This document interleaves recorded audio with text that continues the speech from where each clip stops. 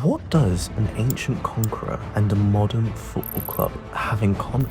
One built an empire that stretched across centuries.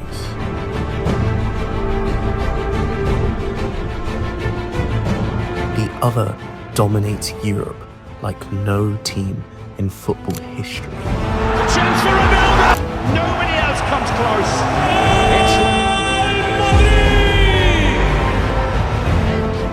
Different worlds, different eras, but the truth is, they are built on the same exact mindset. It isn't just about history or football. This is about power, identity, and what it really takes to stay on top. When you look closely, Alexander the Great and Real Madrid follow the same blueprint. Alexander didn't slowly build power, he exploded onto the world stage. By his early 20s, he had already taken control of Macedonia from his father, and within a decade, he conquered most of the known world. Not through patience, but through speed, aggression, and absolute belief. Now look at Real Madrid. From the very beginning, they didn't just aim to compete, they aimed to dominate.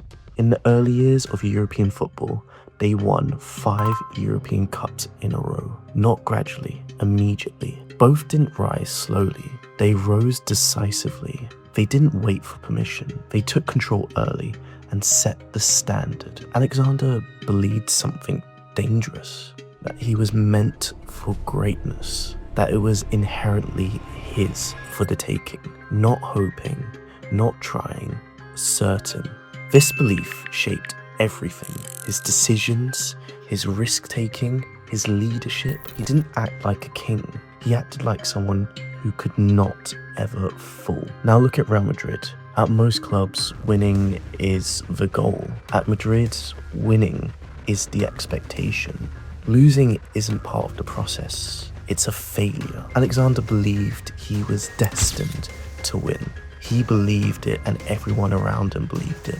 Real Madrid behaves like winning is inevitable. Alexander didn't just win battles, he won the decisive ones, like the Battle of Gaugamela, where he defeated a far larger Persian army, and it's one of the few battles that he's remembered by far the most for. Considering he had so many battles in his life, this one, the Battle of Gaugamela, was up there. Now look at Real Madrid in the UEFA Champions League especially, and when we talk about Real Madrid, we're talking about Real Madrid in the Champions League, not in the league, not in the other cups, just in Champions League alone. Time and time again, they come up with late goals, big comebacks, impossible wins, and it's that word right there, impossible, that really stands out. It's not luck, it's the identity of Real Madrid. Greatness is defined in pressure. Both Alexander and Real Madrid don't just perform under pressure, they become stronger because of it. Alexander didn't lead from behind, he fought on the front lines. It's one of the things that makes him so unique and so powerful, and why he's been given the name the Great. He took risks his soldiers could see. He shared the same danger. That's why his army followed him across continents. Not because they had to, but because they believed in him. Now think about Real Madrid's greatest ever players. You're talking R9 Ronaldo, Cristiano Ronaldo, Sergio Ramos, Zinedine Zidane, the list could go on and on. They didn't disappear in big moments, they defined them. Leadership isn't about control, it's about showing up when it matters most. There's a much darker side. Alexander became ruthless, more arrogant, more isolated from who he once was. Real Madrid, they are just as ruthless. Managers get sacked quickly. Even though it is a common occurrence in today's world, managers get sacked at Real Madrid left and right.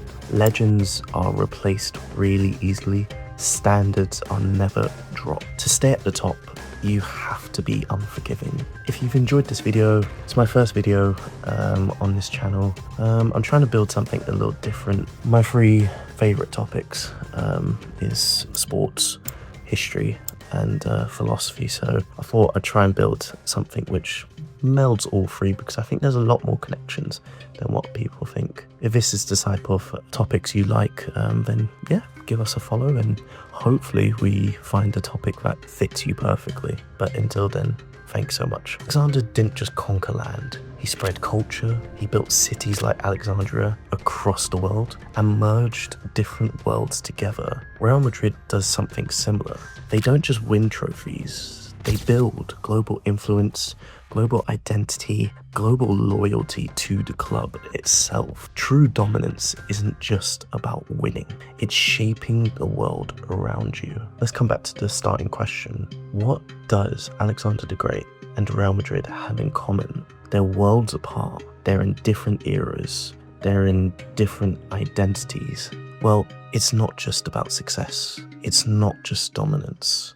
It's this, an identity built on winning, a belief in inevitability, and the ability to deliver when everything is on the line. They don't hope to win, they expect to win. And maybe the real question is, what would happen if you approached your own life with that same mentality and that mindset? I think about that from time to time, maybe more often than I should.